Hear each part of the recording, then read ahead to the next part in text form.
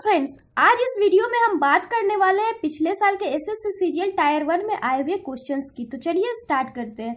आज हम रीजनिंग के उन क्वेश्चंस को देखेंगे जो पिछले साल 28 अगस्त को सेकेंड शिफ्ट में पूछे गए थे। ये हमारा सेकेंड पार्ट होगा। इसके पहले के 17 पार्ट हमने पिछले पार्ट्स अपलोड किया था, तो आप चाहे तो हमारे वो वीडियोस देख सकते हैं। इसके अलावा और भी सब्जेक्ट्स की भी वीडियो अपलोड कर दी गई, आप चाहे तो वो वीडियोस भी हमारे चैनल के प्लेलिस्ट में जाकर देख सकते हैं। तो चलिए स्टार्ट करते हैं। आज का हमारा सबसे फर्स्ट क्वेश्चन है, यानी कि क्वेश्चन नंबर 18।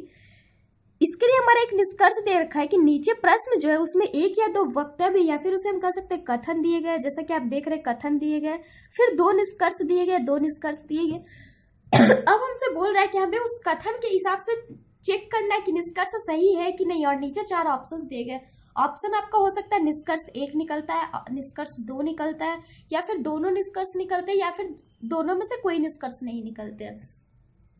तो अब हम देखेंगे कथन। कथन कह रहा है जिन राज्यों में बांध है उन्हें पानी की समस्या का सामना नहीं करना पड़ता। एक राज्य के पास कोई बांध नहीं है। आपने कथन देखा, कह रहे कि जिन राज्य में बांध है उन्हें पानी की समस्या तो नहीं करना पड़ता, पर एक राज्य है जिसके पास की कोई बांध नहीं है। फिर निष्कर्ष इसके ऊपर हम देख रहे हैं कि निष्कर्ष नंबर 1 कह रहा है इसे पानी की समस्या का सामना करना पड़ सकता है।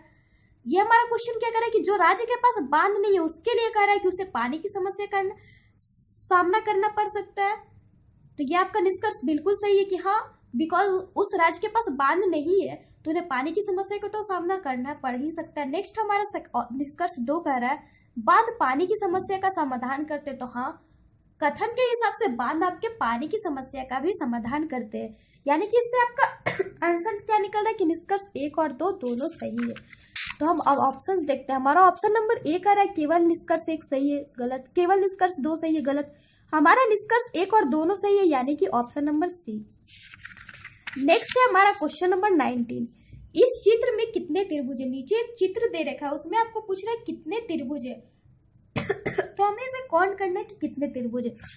तो हम इसमें देखेंगे कितने त्रिभुज है। तो सबसे पहले तो आप हमारे काउंटिंग ऑफ फिगर्स के वीडियोस देख सकते हैं। हमने उसमें इस टाइप के त्रिभुज के काउंट करने के बहुत सारे आपको तरीके बताया है, बहुत ही ज्यादा इजी मेथड बताया, और भी बहुत सारे फिगर्स के त्रिभुज को काउंट करने का तरीका बताया, बेसिक से लेके हाई लेवल तक। तो आप चाहे तो हमारे वो वीडियोस देख सकते हैं। तो यहाँ पे अगर हम इस फिगर की बात करें तो यहाँ पे अगर एक ट्राइंगल हो, उसे बीच से कट करें तो इसके अंदर हमारे 3 ट्राइंगल्स होते हैं। तो इसके अंदर हो गया 3, इसके अंदर हो गया 3, 3 3 6 7 8 9 10। फिर ये एक बड़ा वाला आपका हो गया 11। फिर उसी तरह से ये बड़ा वाला हो जाएगा 12। फिर आप देखें तो यहां से एक आपका ट्राइंगल बन रहा है 13। फिर उसी तरह से एक आपका ये ट्राइंगल हो गया 13। फिर उसी तरह से आप देखें तो आपका एक ये ट्राइंगल हो गया 14, यानी कि आपके कितने ट्राइंगल बन रहा है? तो 14, यानी कि ऑप्शन नंबर सी। नेक्स्ट है हमारा क्वेश्चन नंबर 20। कौन सा उत्तर इन शब्दों के बीच सही संबंध को दर्शाता है? ये हमारा क्वेश्चन कर रहा है कि हमारे नीचे 3 शब्द दिए गए, दिल्ली, श्रीलंका और एशिया। हमसे पूछ रहा है कौन सा उत्तर जो है इन शब्द के बीच सही संबंध को दर्शाता है। तो दिल्ली, श्रीलंका एंड एशिया। तो हम जानते हैं एशिया में ये दिल्ली भी आता है और श्रीलंका भी आता है। तो अगर ऑप्शन नंबर ए की बात करें तो इसमें तो 2 ही फिगर है, तो ये भी कट होगा। फिर ऑप्शन नंबर बी में देखें तो दिल्ली अलग है एंड श्रीलंका अलग है और एशिया में है, यानी कि option number B is right. Option number C में देखें तो एक तो आपका बड़ा सा एशिया दे रखा है, बट करे कि दिल्ली और श्रीलंका में कुछ पार्ट जो है एक होते हैं, तो नहीं, ये तो नहीं होंगे, यानी ऑप्शन नंबर सी आपका रॉन्ग। ये आपका ऑप्शन नंबर सी था। ऑप्शन नंबर डी में आपके 4 फिगर हो गए, तो ये भी रॉन्ग, यानी कि ऑप्शन नंबर बी। ये आपका सही फिगर है। ये आपका एशिया हो गया, ये आपका दिल्ली हो गया, ये आपका श्रीलंका हो गया। नेक्स्ट है हमारा क्वेश्चन नंबर 21। इस प्रश्न में कौन सी उत्तर आकृति प्रश्न आकृति के प्रतिरूप को पूरा करेगी? ये हमारा क्वेश्चन कर रहा है कि नीचे जो क्वेश्चन दे रखा है उसमें से जो नीचे आपका फिगर दे रखा है उसके नीचे 4 ऑप्शन है, तो कौन सा ऐसा ऑप्शन है जो इस प्रश्न आकृति को पूरा करे? तो हम चारों ऑप्शंस को देखेंगे। तो इसमें कौन सा फिगर एडजस्ट होगा? तो आप देख सकते हैं कौन सा एडजस्ट होगा। तो ये वाला एडजस्ट होगा। ये हमारा ये वाला लाइन हो गया, यहां से हमारा इस तरह से जाना चाहिए, फिगर को इस तरह से जाना चाहिए। फिर यहां से ये एक फिगर को इस तरह से जाना चाहिए। इसी तरह से अगर हम टोटली चेक करें तो हमारा कौन सा फिगर आएगा साइड में? तो आपका ये पक्का होना चाहिए। तो कौन सा फिगर साइड में ये दे रहा है? तो ऑप्शन नंबर ए, यानी कि इसके अंदर कौन सा फिगर सेटल होगा? तो ऑप्शन नंबर ए। यहाँ से आपका एक लाइन आप देख सकते हो, अगर इस तरह से हम एक लाइन खींच दे, उसके बाद यहाँ से आपको इस तरह से, तो आपको कौन सा फिगर सेट हो रहा है आप देख सकते हैं, आपको ऑप्शन नंबर ए सेट हो रहा है। नेक्स्ट है हमारा क्वेश्चन नंबर 22। दी गई उत्तर आकृतियों में उसे चुनिए जिसमें प्रश्न आकृति निहित है। ये हमारा नीचे कह रहा है कि नीचे एक प्रश्न आकृति दिए गए, नीचे 4 ऑप्शन दिए गए, तो कौन सा ऐसा ऑप्शन है जिसमें प्रश्न आकृति निहित है। तो हम सारे ऑप्शन को चेक करेंगे। ऑप्शन नंबर ए में देखें तो उसमें आपका ये वाला जो है, ये पार्ट ये नहीं दिया है, तो ये भी नहीं होगा, यानी ये रॉन्ग। ऑप्शन नंबर बी में देखो तो ये भी नहीं होगा। ऑप्शन नंबर सी भी नहीं होगा बिकॉज इसमें इस साइड दिया। ऑप्शन नंबर डी में देखिए तो आपका ये इधर भी गया, फिर यहाँ से, फिर यहाँ से, फिर यहाँ से, फिर ये, यानी कि ऑप्शन नंबर डी में जो है आपका प्रश्न आकृति नहीं है। नेक्स्ट है आपका क्वेश्चन नंबर 23। अगर किसी कागज को नीचे दी गई प्रश्न के अनुसार मोड़कर काटा जाए तो खोलने के बाद वह किस उत्तर आकृति जैसे दिखाई देगी। ये हमारा क्वेश्चन कर रहा है कि एक कागज है, फिर कह रहा है नीचे जैसे जैसे प्रश्न आकृति बोल रहा है वैसे वैसे मोड़ के अगर काटे तो खोलने के बाद वह किस आकृति जैसे दिखाई देगी।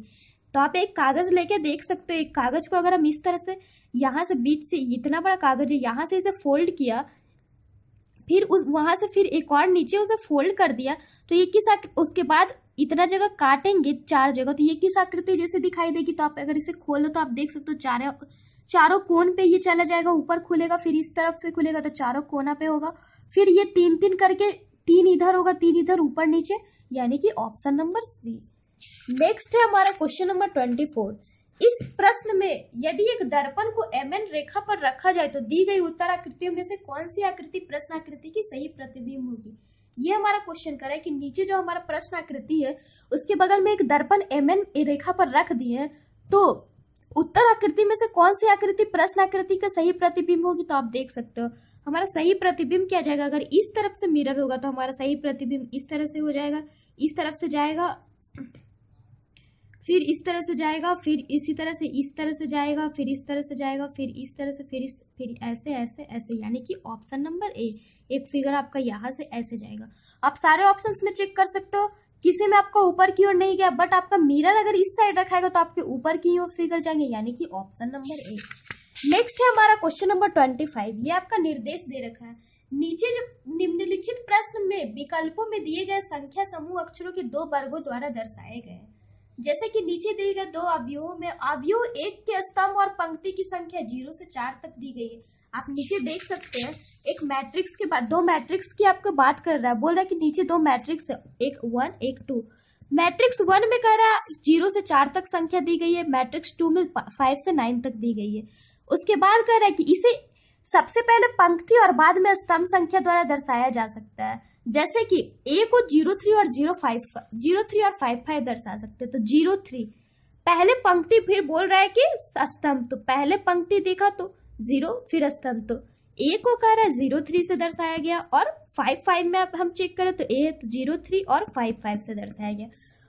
फिर कह रहा है P को 10 और 99 से दर्शाया गया, तो हम P को चेक कर सकते 10 में आपका P है कि नहीं, तो है 10।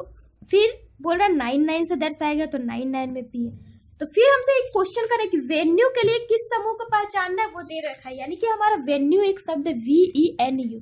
बोल रहा है कि नीचे हमारे 4 ऑप्शन है, उनमें से कौन सा ऑप्शन है जो इसे दर्शा रहा। तो हम सारे ऑप्शंस को चेक करेंगे। तो हमने ऑप्शन नंबर ए चेक किया, 6 9 कह रहा है, तो 6 9 को हम चेक करते हैं, तो 6 और 9 में भी आपका है। फिर कह रहा है 8 7 को चेक किया तो इसमें भी आपका E है। फिर कह रहा है 3 2 को चेक किया तो इसमें आपका B है। आप देख सकते हैं इसमें B है, यानी कि ये आपका ऑप्शन रॉन्ग होगा बिकॉज 3 2 में आपका N आना चाहिए।